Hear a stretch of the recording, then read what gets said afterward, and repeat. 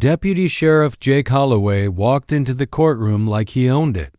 Chin high, shoulders squared, a slow, deliberate gait. He wasn't just entering a room, he was making a statement. The polished leather of his duty boots tapped against the marble floor with each step, the weight of his badge gleaming under the fluorescent lights. He had worn that badge for nearly 3 decades, and it had shielded him from more trouble than he could count. He had been here before too many times to remember, but never like this, never on that side of the bench. The room was packed, journalists scribbling in their notepads, community activists whispering in hushed, electric anticipation, the victim's family sitting stiff-backed in the front row, their grief wrapped in quiet fury. And there, in the middle of it all, presiding over the chaos with an unreadable expression, was Judge Naomi Carter. She was different from the judges Holloway was used to. Younger than most, barely past 40, but sharp as a blade. He had heard the rumors how she held law enforcement to the same standard as civilians, how she didn't let fear sway her judgment. Didn't matter. Jake had seen judges come and go, each one thinking they could bring down men like him. He folded his arms across his chest, lips curling into a slight smirk as he took his seat. This was just another trial. Another show. He had beaten these before. And as he leaned back in his chair, soaking in the weight of the stairs, the cameras, the hushed conversations, he already knew how this would end, because it always ended the same way. He walked out, and they all just watched. This time, though, something felt different. Judge Naomi Carter adjusted the heavy black robe draped over her shoulders, feeling the weight of the moment settle in. The air inside the Houston County Courthouse was thick, not just with anticipation, but with something heavier, something more dangerous. She had presided over high-profile cases before corrupt politicians, violent criminals, corporate fraudsters who thought money could buy their way out. But today was different. Today, the eyes watching her weren't just those of the press or the public. They were the eyes of a system that had always operated in the shadows, always protecting its own. Jake Holloway was one of those men. She knew his type well, officers who wielded power like a weapon, who believed the badge on their chest made them untouchable. His name had crossed her desk before, but never as a defendant. Excessive force complaints, racial profiling allegations, a history of incidents that had been quietly dismissed, one after another, like whispers in the wind. But this time, there was no sweeping it under the rug. This time, there was video. She let her eyes settle on him, watching the way he sat, arms folded, face unreadable, radiating that same confidence that had carried him through decades without consequence. He wasn't nervous. He wasn't worried. She exhaled slowly. The weight of responsibility pressed against her chest. She had seen what happened to judges who dared to hold men like Holloway accountable. The threats, the scrutiny, the labels. But she wasn't here to be liked. She was here for justice. And today, justice had a name. Elijah Monroe v. Deputy Jake Holloway, she announced, her voice cutting through the tense silence. The trial had begun. The courtroom doors swung shut with a dull thud, sealing in the tension like a pressure cooker ready to blow. At the prosecution table, Olivia Grant adjusted her blazer, rolling her shoulders like a boxer stepping into the ring. She was young mid-30s, sharp-eyed, and relentless. The kind of attorney who didn't just want to win. She wanted to make damn sure justice was served. At the defense table, Rick Dawson, a seasoned attorney with a salt-and-pepper beard and a reputation for getting cops off the hook, leaned back in his chair, looking utterly unbothered. If his client was worried, he sure as hell wasn't showing it. Jake Holloway sat between them, a picture of arrogance. Arms still folded, jaw tight, eyes scanning the room like he was sizing up his next move. Judge Carter sighed internally. She had seen this performance before, the tough guy act, the forced indifference, but she knew the truth. He wasn't untouchable. Not today. "Ms. Grant, you may begin," she said. Olivia stood, walking toward the jury with controlled confidence. "Ladies and gentlemen," she began, "this is not a case about an officer making a split-second decision in the line of duty. This is about abuse of power. About a man who thought his badge made him judge, jury, and executioner." A soft murmur rippled through the gallery. She turned, pointing directly at Holloway. "This man didn't just arrest Elijah Monroe. He nearly killed him." Rick Dawson let out a quiet chuckle, shaking his head like he'd heard it all before. But Olivia wasn't rattled. She smirked. "Oh, don't worry, Mr. Dawson. You'll have plenty of time to laugh once you see the video." And just like that, the mood in the room shifted. It was game time. The lights dimmed slightly as the courtroom projector flickered to life. A grainy but clear video appeared on the screen at the front of the room. The time stamp in the corner read March 12, 11:47 p.m. Olivia Grant turned to the jury, letting the moment settle. "This," she said, "is what the defense doesn't want you to see." The video rolled. Elijah Monroe, 22 years old, walking home after a late shift at the diner. The footage was shaky, caught from a nearby security camera, but there was no mistaking the scene. Elijah, hands up.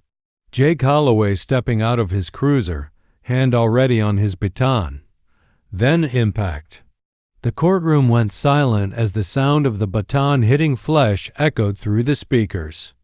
A sharp inhale from the victim's mother. A whispered curse from somewhere in the gallery. Olivia didn't look away. She wanted the jury to feel the weight of every hit. The video kept playing, Elijah dropping to his knees, blood smearing the pavement. Then the kicks, the heavy boot pressing into his ribs. A final, brutal strike before the screen went dark. Someone in the back let out a low whistle. At the defense table, Rick Dawson leaned forward, faking a yawn. "Very dramatic," he said under his breath. Judge Carter didn't miss a beat. "Mr. Dawson, unless you'd like to be held in contempt, I suggest you show some respect." Olivia turned back to the jury. "This is not about confusion. This is not about resisting arrest."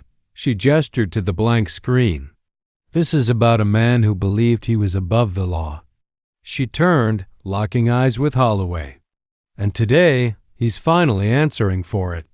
Jake Holloway exhaled through his nose, slowly, deliberately. The way he sat, arms still folded, lips pressed together, made it seem like he was watching a boring movie, not a video of himself beating a defenseless man half to death. Olivia Grant took a step closer, eyes narrowing. "No reaction, Deputy?" she asked, voice smooth but sharp. Holloway smirked, tilting his head. "Just watching." The same two words. Judge Carter's fingers twitched on the bench.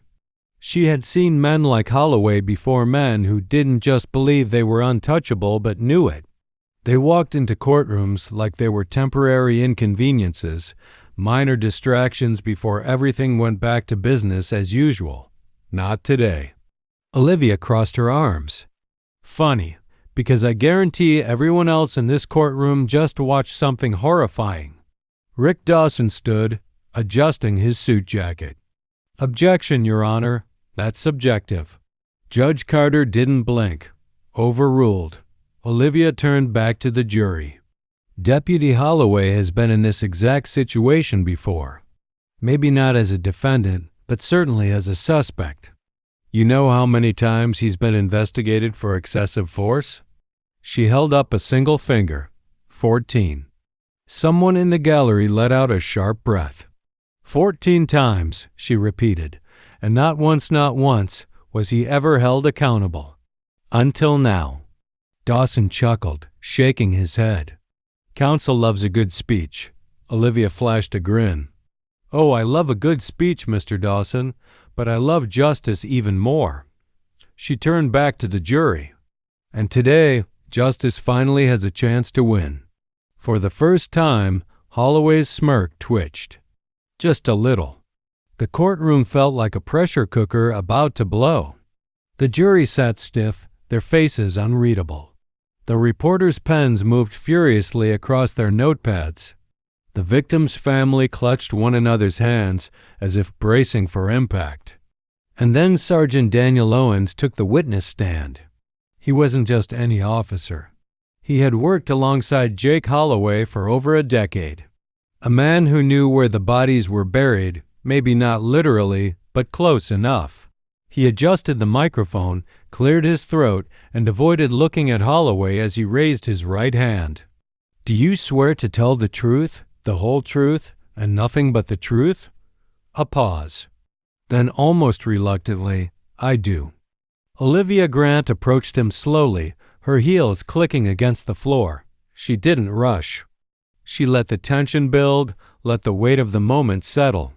"Sergeant Owens," she said, her voice steady, "how long have you worked with Deputy Holloway?"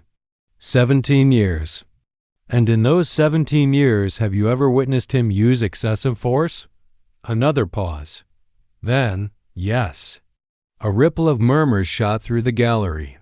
At the defense table, Holloway's jaw clenched, his fingers flexing against the wood. Olivia took a step closer. "And did you ever report it?" Owens hesitated. His Adam's apple bobbed. "No." A hush settled over the room. Olivia tilted her head. "Why not?" Owens exhaled, his voice quieter now. "Because no one would have listened." And just like that, the air shifted.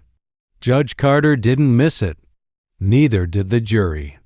And for the first time since the trial began, Holloway looked nervous. Rick Dawson stood from the defense table, buttoning his overpriced suit with the ease of a man who had done this 1,000 times before. He strolled toward Sergeant Owens, his movement slow, calculated like a magician about to pull off the greatest trick of his career. "Sergeant Owens," Dawson said smoothly, "you've worked in law enforcement for, 17 years?" Owens nodded once. "And in those 17 years, you never not once filed a complaint against my client?" Owens hesitated, his fingers tightening on the wooden armrest of the witness stand. "No." Dawson turned to the jury, lifting his hands like he had just proven his case. 17 years, ladies and gentlemen, and now, suddenly, here he is singing a brand new tune.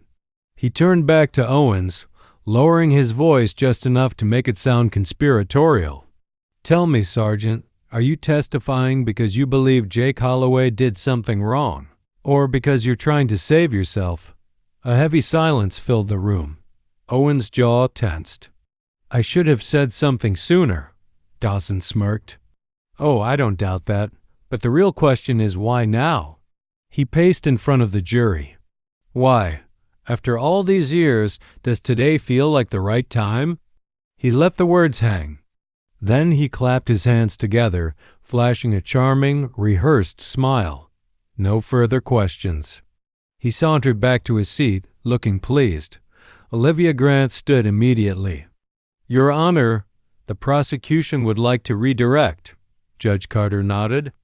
"Proceed." Olivia turned back to Owens, voice steady. "You said you didn't speak up because no one would have listened." She leaned in. "But Sergeant, who exactly was stopping you from talking?" And just like that, the whole courtroom held its breath.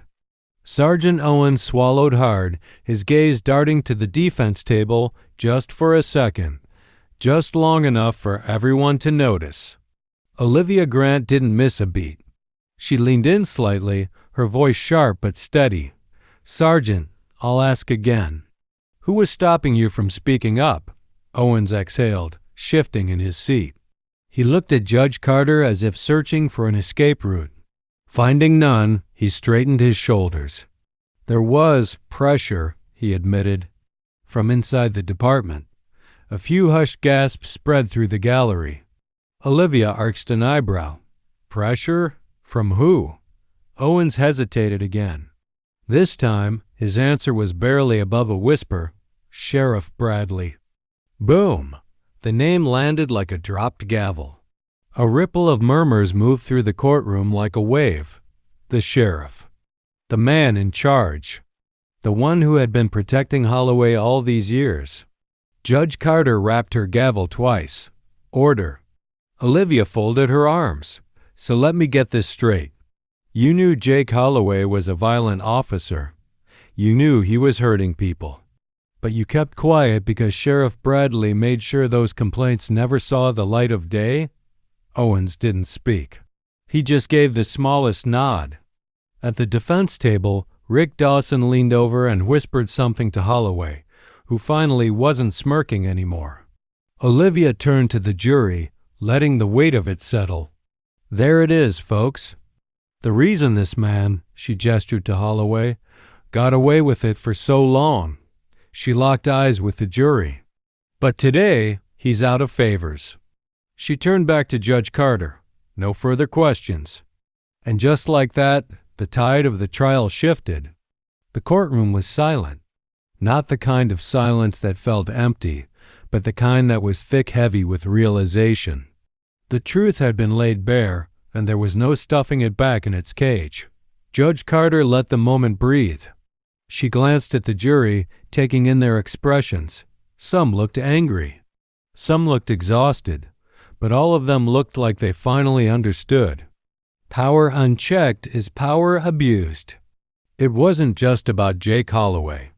It wasn't just about Elijah Monroe. It was about a system that had been designed to protect men like Holloway and silence people like Owens. She adjusted her robe and leaned forward slightly. Mr. Dawson, she said, turning her gaze toward the defense table, does the defense wish to call any witnesses? Dawson hesitated. He wasn't used to being in this position on the defensive, outmaneuvered. He cleared his throat, adjusted his tie, then shook his head. No, Your Honor. Carter nodded. Then we'll move to closing arguments. Olivia Grant stood first. She didn't need notes. She didn't need theatrics. This case isn't about whether or not Jake Holloway did what he's accused of, she said, her voice steady. We all saw the video. We all heard the testimony. She looked at the jury. This case is about whether we're willing to hold him accountable. She let the words settle before continuing. The law is supposed to apply to everyone, not just those without a badge. If we let him walk, what message are we sending? She took a deep breath. It's time for that message to change. She turned back to her seat, the weight of her words lingering. And for the first time in his life, Jake Holloway had no comeback. The jury filed back in, their faces unreadable. The entire courtroom seemed to hold its breath. Judge Carter had seen this moment play out 100 times before, but today it felt different. The bailiff handed her the verdict slip. She took it, unfolding the paper with the same steady hands that had signed off on countless rulings. But this wasn't just another ruling. This was a message. She cleared her throat. Will the defendant please rise? Jake Holloway stood slowly, but there was no cocky smirk this time. No arrogance. No smug tilt of the head. His jaw was clenched, his fingers twitching slightly at his sides. Carter turned to the jury. Has the jury reached a verdict? The foreperson, a middle-aged woman with tired eyes, nodded. We have, Your Honor. She took a breath. On the charge of aggravated assault under color of authority, we find the defendant. A pause. Guilty. For a beat, there was only silence. Then the gallery erupted gasps, hushed murmurs, a single, sharp sob from the victim's mother. Holloway barely moved. Maybe he hadn't processed it yet. Maybe, for the first time in his life, he had no idea what came next. Judge Carter rapped her gavel. Order. The room quieted, but the tension remained. Carter turned to Holloway, her voice calm but firm.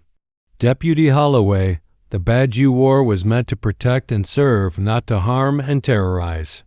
Today, this court sends a clear message. No one is above the law. The bailiff stepped forward, cuffs in hand. And as Jake Holloway was led away, the weight of justice finally settled. Because no matter how long you run, eventually the truth catches up.